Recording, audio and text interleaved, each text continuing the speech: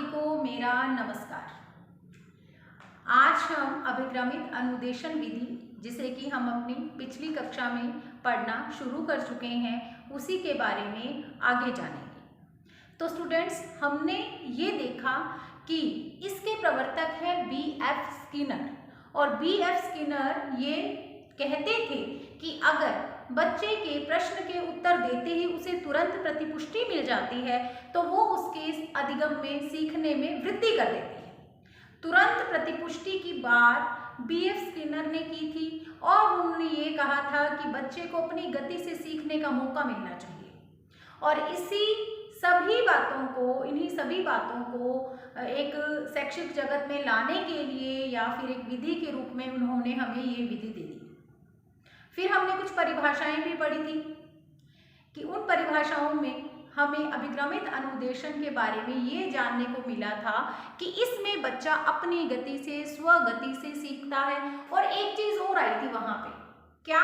छोटे छोटे घटक, छोटे छोटे पद, लघु पद, ऐसा कुछ मैंने आपको बताया था, कुछ वर्ड्स ऐसे आए थे। आज हम उन्हीं वर्ड्स पे बात करने वाले हैं। वो जो छोटे छोटे घटक या फिर पद ये शब्द आए थे, वो आए थे फ्रेम्स के लिए। आज मैं उसी के बारे में आपको बताने वाली हूँ।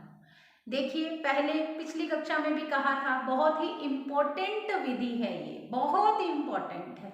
चाहे मैं इसके प्रवर्तन से लेकर के आपको लास्ट तक, जब इसकी लिमिटेशंस पढ़ेंगे, इसकी जो सीमाएं हैं उनके बारे में जानेंगे, पूरा का पूरा मैटर ही इम्पोर्टेंट है। इसकी डेफिनेशंस भी इम्पोर्टेंट है, मैंने लास्ट क्लास में बताया था आपको।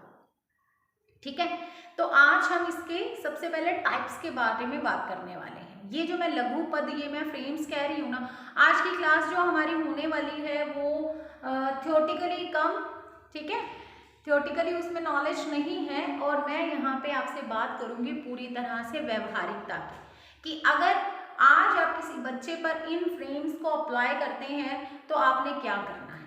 ठीक है, पहले क्या है, पहले थोड़ा सा कहते हैं ना व्यवहारिक ज्ञान दूंगी, पहले सरल चीज बताऊंगी और उसके बाद में इधर लेकर के जाऊंगी। ठीक है, तो आज की क्लास में यहाँ पे जो लिखा है उसको पढ़ेंगे, लेकिन पहले आप मेरी सुनेंगे। ओके, जो मैंने लघु पद कहा है वो लघु पद क्या चीज है? लघु पद है फ्रेम्स। अब ये फ्रेम्स क्या चीज है तो सुन लीजिए आप मेरी बात को। आपने कार्ड्स देखे हैं, कार्ड्स देखे होंगे आपने, जैसे कि ये देखिए, यहाँ पे मेरे पास एक किताब पड़ी है। ठीक है, ये किताब आपको दिखाई दे रही, तो बस ऐसे ही समझ लो, आपको क्या करनी है, शीट्स लेनी है, कार्ड्स लेने हैं। ठीक है, उन कार्ड्स को क्या करना है, आपने उन कार्ड्स को वाइंड अप करना है। ठीक है, जैसे ये बुक बन गई ना, बहुत सारे पेजेस हैं इसके अंदर और फिर ये बुक बन गई है। इसी तरह से आपने भी क्या करना है, आपने शीट्स लेनी है एक बराबर साइज की, ठीक है, कार्ड्स लेने हैं और फिर उसके बाद आपने उसको वाइंड अप कर देना है। ठीक है, आप चाहें तो उसको क्या कर सकते हैं, स्पाइरल जो बाइंडिंग होती है ना, स्पाइरल वाली, उसको वैसे कर सकते हैं। पहली चीज तो ये हो गई, इसका मतलब आपके पास एक बुक तैयार हो जाएगी। क्लियर है? अब देखिए, मैं आपको ये बताना चाहती हूं कि ये पद से क्या मतलब है, या छोटे छोटे घटक या छोटे छोटे पद या फ्रेम का मतलब क्या है।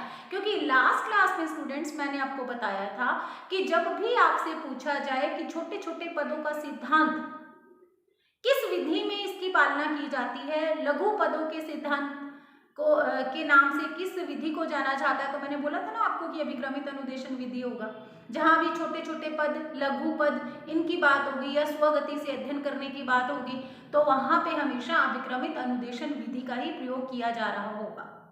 बताया था मैंने आपको। तो यहाँ पे क्या होगा, जो मैंने अभी बताया, आपने कार्ड्स बना लेने हैं, उनको स्पाइरल बाइंडिंग करा लेना है। अब आपने क्या करना है, आप एक शिक्षक हैं, आपने इस मेथड से बच्चों को पढ़ाना है, तो आप क्या करेंगे, आप एक टॉपिक को चूज करेंगे। ठीक है, एक टॉपिक का चयन कर लिया कि मैंने अपने स्टूडेंट्स को इस मेथड से ये वाला टॉपिक पढ़ाना है। अब आप क्या करेंगे, देखिए, दो टाइप्स के अभिक्रमित अनुदेशन होता है। पहला टाइप होता है रेखीय, दूसरा होता है शाखीय। रेखीय में क्या होता है, हम एक रेखा में चलते हैं। रेखा क्या होती है, ऐसे एक सीधी लाइन होती है, उसी को तो रेखा बोलते हैं। तो एक रेखा में चलना है। हम क्या करेंगे, इसमें किसी भी टॉपिक जो भी हमने बच्चे को इस मेथड से पढ़ाना है उससे रिलेटेड उसके कॉन्सेप्ट यानी प्रस्तावना यानी भूमिका से लेकर के धीरे धीरे उससे संबंधित प्रश्न लिखेंगे, नीचे ऑप्शन लिखेंगे और उसके बाद बच्चा पहले तो क्या करेगा, ऊपर कॉन्सेप्ट को पढ़ेगा, 2-3 लाइनों में आपने जो भी उसको बताना चाहे है वो बता दिया, फिर उसमें से जो क्वेश्चन है वो नीचे लिख दिया, क्वेश्चन के 4 ऑप्शन डाल दिए। अब क्या है, बच्चा पहले ऊपर से पहले फ्रेम की बात कर रही हूँ मैं, ठीक है, जो मैंने अभी बताया, और रेखीय में बता रही हूँ, मैंने कहा 2 प्रकार के हैं, रेखीय और शाखीय। तो रेखीय में मैंने कहा रेखा में चलेगा, दोनों में ही फ्रेम सेम ही बनेंगे, जैसे मैंने अभी बुक दिखाई थी वैसा वाला फ्रेम आपको, चाहे आप कुछ भी कोई भी रेखीय बना रहे हैं शाखीय बना रहे हैं, आपने वो फ्रेम्स तो बनाने ही बनाने हैं। अब रेखीय में कैसे क्या काम करना है उसमें मैं आपको बात कर रही हूँ उसके बारे में। तो रेखीय में आपने क्या करना है, जो फर्स्ट फ्रेम है उसके ऊपर तो सारी इंट्रोडक्शन आ जाएगी, जैसे कोई भी बुक होती है या नोटबुक होती है तो उसके फर्स्ट पेज पे हम क्या करते हैं, वो जो सारा का सारा, जैसे बच्चे का नाम जिसके लिए आप उसको अप्लाई, जिसको आप देने वाले हैं, ये उसका नाम आ गया, सब्जेक्ट का नाम आ गया और स्कूल का नाम आ गया, इसके अलावा टॉपिक का नाम आ गया, ठीक है। उसके बाद एक छोड़ करके इंट्रोडक्शन वाला फ्रेम, उसके बाद नेक्स्ट फ्रेम पे आप क्या करेंगे, आपने जो टॉपिक चूज किया है आपने उससे रेलेवेंट मैटर और क्वेश्चंस कैसे लेके आने हैं, कॉन्सेप्ट के अकॉर्डिंग लेके आने हैं, धीरे धीरे सरल से कठिन की ओर लेकर के जाना है उसको। अगर आप रेखीय अभिक्रम बना रहे हैं तो, ठीक है, अगर रेखीय बना रहे हैं तो तब आपने क्या करना है, जैसे मान लीजिए आपने जो भी आपका टॉपिक है उससे संबंधित पहले कुछ जो इसका इंट्रोडक्शन है वो लिखा, फिर एक क्वेश्चन डाला, फिर 4 ऑप्शन डाल दिए पहले वाले फ्रेम पे।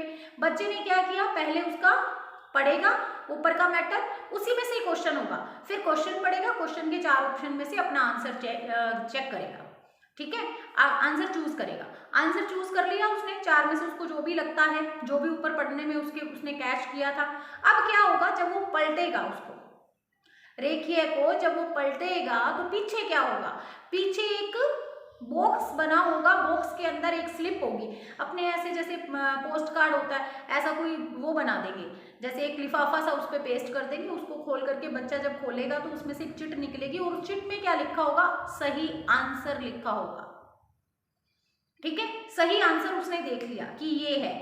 अब 2 तरीके के जो हैं इसमें 2 बातें आएंगी, या तो उसका आंसर सही है तब उसको क्या करना है, आंसर उसने सही चूज किया है तब वो क्या करेगा, उस चिट को वापस डालेगा और उसके बाद से दूसरा वाला फ्रेम है उसकी ओर जाएगा। अब दूसरे फ्रेम में क्या है, एक नया उसके बारे में, जो टॉपिक एक ही है, ठीक है, टॉपिक एक ही है लेकिन नया मैटर है उस पर, तो दूसरे वाले फ्रेम को सॉल्व करने की कोशिश करेगा।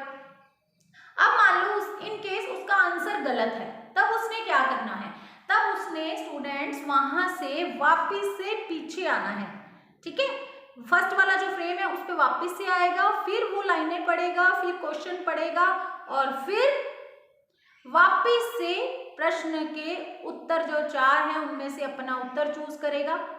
और इस बार आप देखिए 99% तो उसका आंसर सही होगा, और अगर 1% उसका आंसर फिर से गलत होता है, उसने फिर से चेक किया, फिर से गलत है तो फिर से ऐसा करेगा, ठीक है। इस तरह से जब तक वो एक क्वेश्चन अच्छे से नहीं कर लेगा तब तक वो आगे नहीं जाएगा। लेकिन रेखा में चल रहा है, पहला कर लिया फ्रेम, दूसरे फ्रेम पे, दूसरे में भी सेम ऐसा ही सीक्वेंस चलेगा, ऊपर पहले 2-4 लाइनें होंगी कॉन्सेप्ट बताने के लिए, जो भी आप वहाँ पे उसको बताने की कोशिश कर रहे हो, फिर क्वेश्चन होगा, फिर ऑप्शन होंगे, फिर पीछे आंसर दिया होगा, फिर दूसरे के बाद तीसरा, चौथा, 5वां, 6ठा, 7वां, 8वां, इस तरह से बना होगा। आई होप कि आपको कुछ दिमाग में आने लग गया होगा। अब इसके बजाय अगर शाखीय से संबंधित आप बना रहे हैं, शाखीय अभिक्रम बना रहे हैं, तब फ्रेम्स ऐसे ही बनेंगे, सेम फ्रेम्स बनेंगे, फ्रेम्स में कोई अंतर नहीं होगा। फर्स्ट फ्रेम या जो एक हम खाली छोड़ेंगे उसके ऊपर इंट्रो आएगी, ठीक है, उसके बाद क्या होगा, जो पहला फ्रेम होगा उस पे सारी की सारी चीजें ऐसी की ऐसी ही होंगी जैसे कि रेखीय में थी, फ्रेम वैसे ही तैयार होना है, उसमें कोई डाउट नहीं है।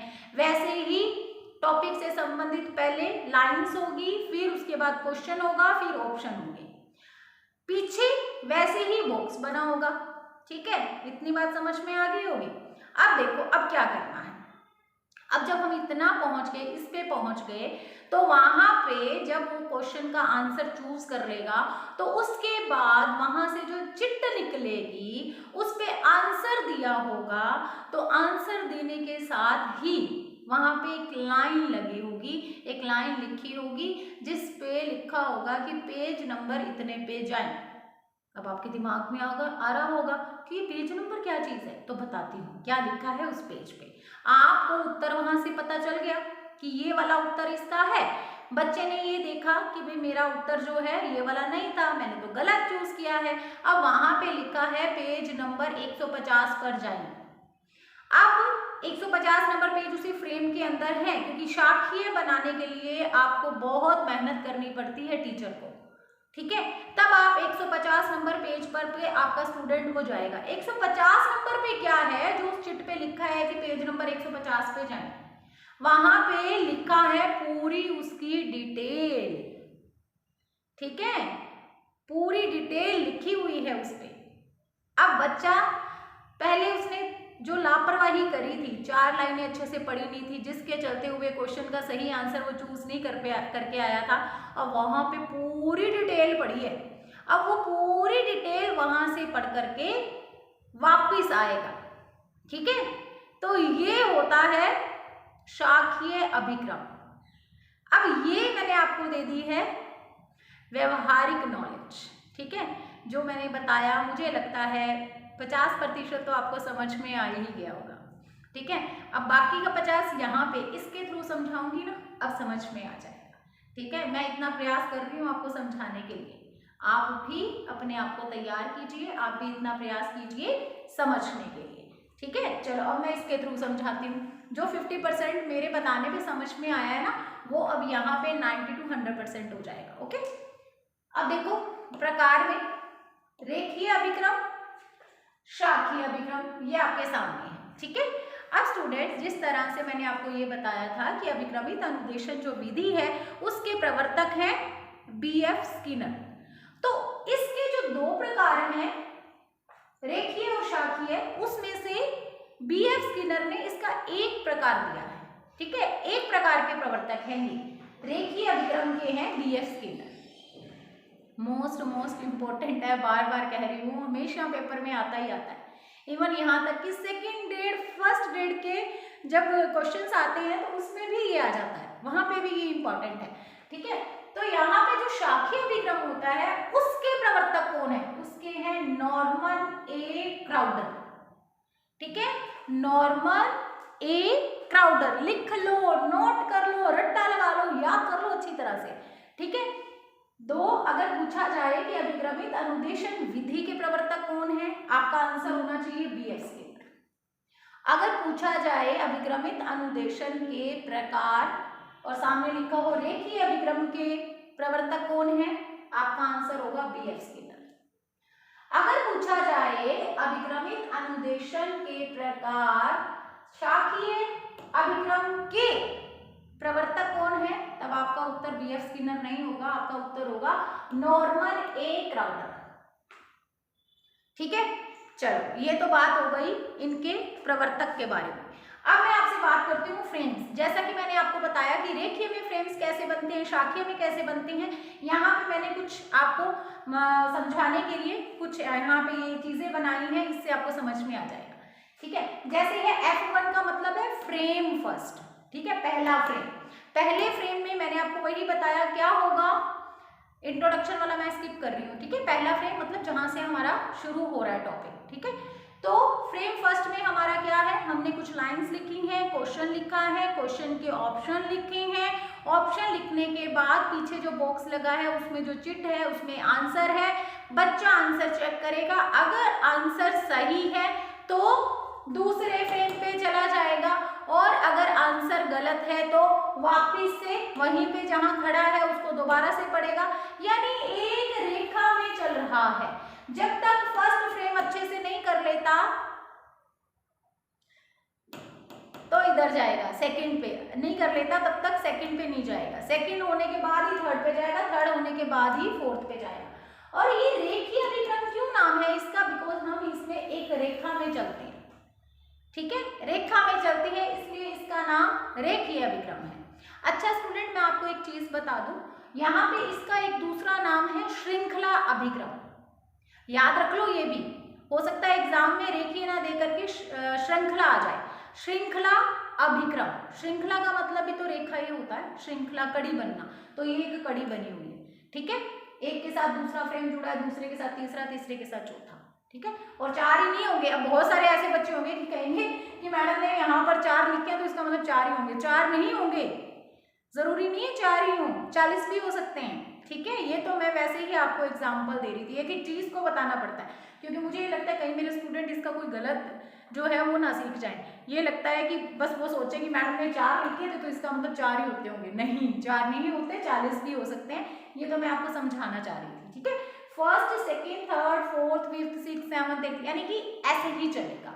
तो एक नाम है इसका रेखीय अभिक्रम, एक है श्रृंखला अभिक्रम। ठीक है, और प्रवर्तक कौन है? BF Skinner. तो इसमें तो इस तरह से चलता जाता है सारा का सारा काम।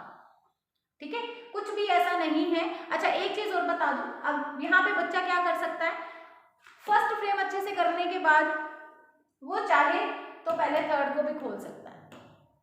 ठीक है, एक को जा करके स्किप करके दूसरे पे भी जा सकता है, ये यहाँ पे रहता है थोड़ा सा इसके अंदर। ठीक है, हम तो बात करते हैं कि वो एकदम रेखा में सीखे, सीधा सीधा सीखे, हम तो उसको मना करेंगे, लेकिन वो कर सकता है ऐसा। ठीक है, तो चलो ये हो गया हमारा रेखीय अभिक्रम। अब आ जाओ थोड़ा सा शाखीय अभिक्रम पे। शाखीय अभिक्रम के प्रवर्तक नॉर्मन ए क्राउडर। शाखीय अभिक्रम के प्रवर्तक नॉर्मन ए क्राउडर। शाखीय अभिक्रम के प्रवर्तक नॉर्मन ए क्राउडर। शाखीय अभिक्रम के ये प्रवर्तक नॉर्मन ए क्राउडर। हो गया याद? हो जाना चाहिए। ठीक है, चलो इसमें भी वही फ्रेम्स बने होंगे, लेकिन नाम क्या है? रेखीय नहीं है, शाखीय है। पेड़ की शाखाएं होती हैं, क्या दिशा दे करके फिर बढ़ती हैं क्या पेड़ की शाखाएं? कोई इधर जा रही है, कोई इधर जा रही है, कोई इधर जा रही है, ऐसे ही होता है ना। तो यहाँ पे भी वही है। शाखीय मतलब शाखाओं में बटा हुआ। ठीक है, जो कि फिक्स्ड दिशा में आगे नहीं बढ़ता, वो चीज है यहाँ पे। शाखीय अभिक्रम फ्रेम 1 है। ठीक है, सेम इसकी तरह ही फ्रेम 1 की तरह ये भी फ्रेम 1 है यहाँ पे भी। अब ये फ्रेम 1 जो है, मान लीजिए बच्चे का क्वेश्चन का आंसर सही आया तो वो जाएगा इधर, ये वाले एरोस को मत देखो, अगर सही आंसर है तो, सही आंसर है तो चला गया फ्रेम 2 पे। फिर फ्रेम 2 का भी सही आंसर है तो फिर फ्रेम थर्ड पे गया। अगर थर्ड का भी सही आंसर आएगा तो 4 पे चला जाएगा। और फिर से बता दूं, 4 तक नहीं हो सकते, फिर से ये भी 40 तक हो सकता है, जितने कितने भी हो सकते हैं, जब तक कि हमारा पूरा का पूरा टॉपिक इसमें आ ना जाए। ठीक है, तो इसमें कोई वो नहीं है। यहाँ भी 4 तक मैंने लिखा है, लेकिन कितने भी हो सकते हैं। अगर आंसर सही आए जा रहे हैं तो कोई प्रॉब्लम ही नहीं है। फर्स्ट से सेकंड, सेकंड से थर्ड, थर्ड से फोर्थ, नॉट एनी प्रॉब्लम, कोई प्रॉब्लम नहीं है। लेकिन अगर आंसर गलत आता है, मान लीजिए फ्रेम फर्स्ट का आंसर गलत आ गया बच्चे का, तब क्या होगा? तब देखिए वो फ्रेम 1 से 2 पे नहीं जाएगा। ध्यान से समझ लो, फ्रेम 1 से 2 पे नहीं जाएगा, बल्कि आंसर गलत होने पर वो आएगा फ्रेम 1A पे। ठीक है, फ्रेम A1 पे आया वो। फ्रेम A1 पे आने पर उसको यहाँ पे जो क्वेश्चन था उसकी पूरी डिटेल मिल गई है यहाँ पे, जो इसने 4 लाइनें ढंग से नहीं पढ़ी थी और फिर क्वेश्चन का आंसर गलत दे दिया था, वो यहाँ पे पूरी डिटेल में लिखी पड़ी है। अब वो फ्रेम 1 पे वहां पे डिटेल में क्वेश्चन पढ़ेगा, वो सॉरी कंसेप्ट पढ़ेगा। ठीक है, यहाँ 4 लाइनें पढ़नी थी, ढंग से नहीं पढ़ी थी, लापरवाही के कारण उसका क्या हो गया, क्वेश्चन का आंसर गलत हो गया था। अब यहाँ पे पूरी डिटेल पढ़ेगा। पूरी डिटेल पढ़ने के बाद फिर से क्वेश्चन है वहां पे, वही क्वेश्चन यहाँ पे जो गलत करके आया फिर से वो यहाँ पे है। अब इस क्वेश्चन को सॉल्व करेगा। अब इस बार मुझे नहीं लगता 99.9% जब इतनी डिटेल पढ़ने के बाद आंसर देगा तो आंसर तो सही होगा। ठीक है, तो मान लीजिए यहाँ पे आंसर उसका अब सही हो गया यहाँ पहुंचने के बाद।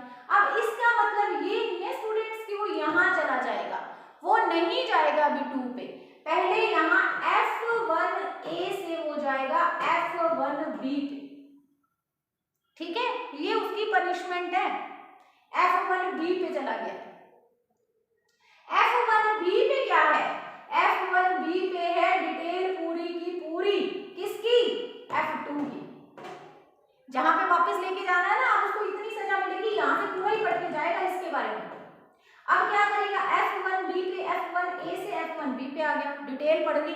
किसकी डिटेल है यहाँ पे? इसकी। यहाँ पे इसकी डिटेल मिलेगी। अब वो यहाँ पे वापस आ जाएगा इसकी डिटेल पढ़ने के बाद। तो यहाँ तो कम कॉन्सेप्ट दिया हुआ है क्योंकि यहाँ डिटेल मिलती है ना, यहाँ पे कम कॉन्सेप्ट है। अब यहाँ पे जो कम कॉन्सेप्ट है उसको आकर के पढ़ेगा और फिर आंसर देगा, और अगर सही है आंसर तो F3 पे चला जाएगा, और अगर फिर से गलती करी और आंसर निकला गलत तब कहाँ जाएगा? F2A पे जाएगा। ठीक है, F2A पे जाएगा। वैसे ही सेम अब F2A से सारी डिटेल पढ़ के आएगा, और भी ज्यादा डिटेल मिलेगी इसी फ्रेम की यहाँ पे। अब यहाँ से अच्छे से पढ़ेगा, अच्छे से मतलब उसको नॉलेज लेगा, और उसके बाद फिर क्वेश्चन का आंसर देगा। आंसर सही हुआ तो सही है, ठीक है। तो कहाँ चला जाएगा? F2B पे चला जाएगा अगर सही है आंसर तो। फिर F2B पे अगर वो चला गया तो उसके बाद फिर जाएगा F2C पे, ठीक है, और F2C पे जाने के बाद फिर जाएगा F3 पे, ठीक है, फिर जाएगा F3 पे।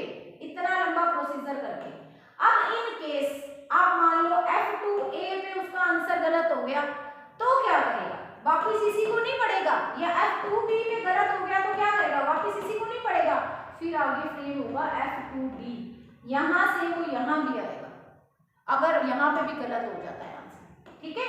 और फिर उसके बाद F2D से ये जाएगा वापिस से यहाँ, फिर F3 पे, फ्रेम थर्ड पे, और फिर वैसे ही सेम प्रोसीजर। ये तो F3 का मैंने बनाया नहीं है, नीचे वैसे होगा, जगह कम थी ब्लैक बोर्ड पे इसलिए नहीं बनाया, ठीक है। और फिर F4 ऐसे चलता जाएगा। अब आप कहोगे कि मैडम ये तो क्या खिचड़ी सी, हमको समझ नहीं आई, है ना। तो तुमको पेपर में ये नहीं आएगा, पेपर में ये नहीं आएगा कि भाई ये बताओ कि F1 से किधर जाएगा, F2 से किधर जाएगा, F3 से किधर जाएगा, नहीं आएगा, नहीं आएगा पेपर। लेकिन तुम्हें पता होना चाहिए, ठीक है, पता होना चाहिए ना। आप शिक्षक हो, मैं मानती हूँ आप शिक्षक हो, क्यों? क्योंकि आपकी क्वालिफिकेशन कंप्लीट होने जा रही है या हो चुकी है, तो आप तो शिक्षक बन ही चुके हो। गवर्नमेंट टीचर नहीं बने तो क्या हुआ, आप शिक्षक हो, आपको सारी नॉलेज होनी चाहिए कि इनको कैसे बनाया जाता है, कैसे अप्लाई किया जाता है, ठीक है। और बार बार कह रही हूँ मत टेंशन लो, पेपर में ये ऐसे नहीं पूछेंगे F1 फ्रेम से वो किधर जाएगा, 2 से किधर जाएगा, 3 से किधर जाएगा, नहीं, ये नहीं पूछा जाएगा, टेंशन मत लो। लेकिन पता होना चाहिए, ठीक है, पता होना चाहिए। तो एक तो इसमें इंपॉर्टेंट चीज क्या है कि रेखीय का दूसरा नाम श्रृंखलाभिक्रम, फिर इसके प्रवर्तक BF स्किनर, फिर इसमें कैसे फ्रेम्स बनते हैं, तो ऐसे चलते हैं, एक रेखा में चलते हैं। पहले वाले को जो है वो पूरी तरह से अच्छे से सीखने के बाद दूसरे पे, दूसरे के बाद तीसरे पे, तीसरे से चौथे पे, चौथे पे पांचवें, पांचवां, छठा, सातवां, आठवां, नौवां, 10वां, ऐसे चलेंगे, ठीक है। फिर शाखीय के प्रवर्तक, बार बार कह रही हूँ, नॉर्मल, ए, क्राउडर, ठीक है, और फिर ये इस तरह से शाखाओं में बटा हुआ होता है। चलो, उम्मीद है अब 90 to 100% समझ में आ गया होगा। अब स्टूडेंट एक चीज और देख लो, ठीक है, ये जो हमारे BF स्किनर थे ये क्या कहते थे, मैंने जब क्लास स्टार्ट की थी स्टार्टिंग में एक बात बताई थी कि ये कहते थे कि अगर बच्चा किसी प्रश्न का उत्तर दे तो उसे तुरंत प्रतिपुष्टि मिल जाए, यानी उसे तुरंत अगर ये पता चल जाए कि उसके प्रश्न का उत्तर सही है या गलत है तो उसके सीखने में वृद्धि हो जाती है। तो देखो यहाँ पे दोनों जगह ही उसे तुरंत प्रतिपुष्टि मिल रही है ना, तो इसका मतलब ये जो अभिक्रमित अनुदेशन विधि है उसकी अगर हम किसी भी प्रकार की बात करें तो सभी प्रकार क्या करते हैं, बच्चे को तुरंत प्रतिपुष्टि प्रदान करते हैं, ठीक है।